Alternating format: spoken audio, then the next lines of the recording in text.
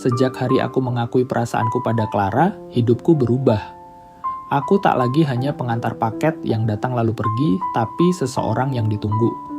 Setiap kali motorku berhenti di depan rumah besarnya, jantungku berdetak lebih cepat. Ada semacam rahasia manis yang hanya kami berdua tahu.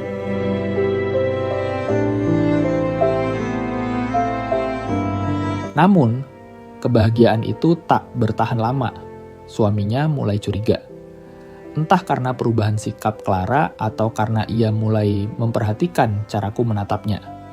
Beberapa kali aku bertemu tatapan tajamnya di balik jendela, seolah sedang mengukur siapa aku sebenarnya. Sejak itu, Clara semakin hati-hati, tapi justru membuatku merasa semakin bersalah.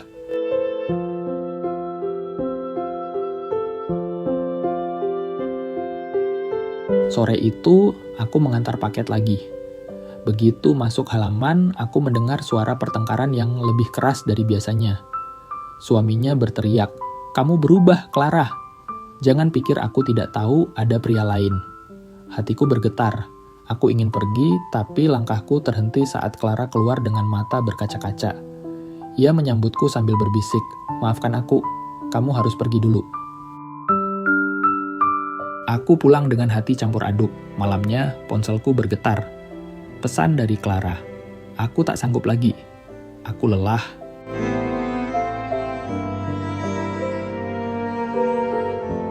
Keesokan harinya, aku memberanikan diri menemuinya tanpa alasan pekerjaan. Ia duduk di ruang tamu, wajahnya pucat. "Aku ingin cerai," katanya pelan. "Tapi itu tak semudah yang kamu bayangkan. Harta, keluarga, semua akan jadi pertaruhan. Dan orang-orang akan menghakimi karena ada kamu."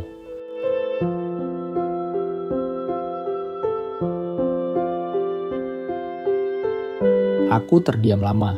Aku hanya anak muda yang tak punya apa-apa. Bagaimana mungkin aku bisa menjadi jawaban dari kerumitan hidupnya? Tapi saat kulihat air matanya jatuh, aku tahu aku tak bisa mundur. Kalau harus menunggu, aku akan menunggu. Aku tidak peduli orang berkata apa. Aku hanya ingin melihatmu bahagia.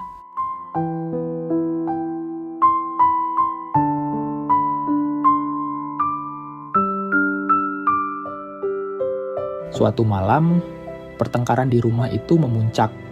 Aku menerima telepon dari Clara, suaranya gemetar. Aku tak tahan lagi. Aku akan pergi tanpa pikir panjang, aku melaju dengan motor ke rumahnya. Sesampainya di sana, aku melihat koper sudah di dekat pintu. Suaminya berteriak dari dalam, tapi Clara menatapku dengan keberanian yang baru kulihat.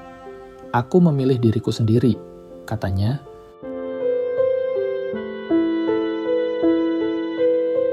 Kami pergi malam itu. Motor tuaku membawa wanita yang selama ini hanya bisa kupandang dari jauh. Di jalanan yang sepi, angin malam menyapu wajah kami. Aku tahu, hidup setelah ini tidak akan mudah. Orang-orang akan menghakimi, keluarga akan menolak, bahkan mungkin aku akan kehilangan pekerjaan.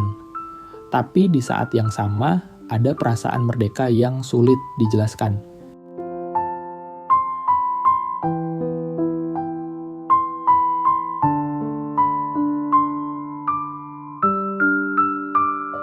Beberapa bulan kemudian, Clara resmi bercerai. Prosesnya panjang, penuh luka dan air mata, tapi akhirnya ia bebas. Hubungan kami pun perlahan bukan lagi sebuah rahasia. Meski banyak orang memandang sinis, meski ada desas-desus di belakang kami, aku tak peduli. Karena di hadapanku ada seorang wanita yang akhirnya bisa tersenyum tanpa berpura-pura.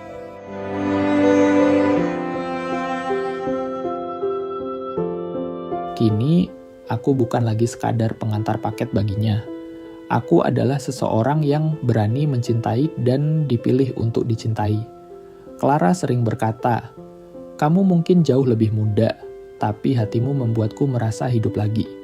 Dan bagiku, itu adalah hadiah terbesar yang bisa kumiliki.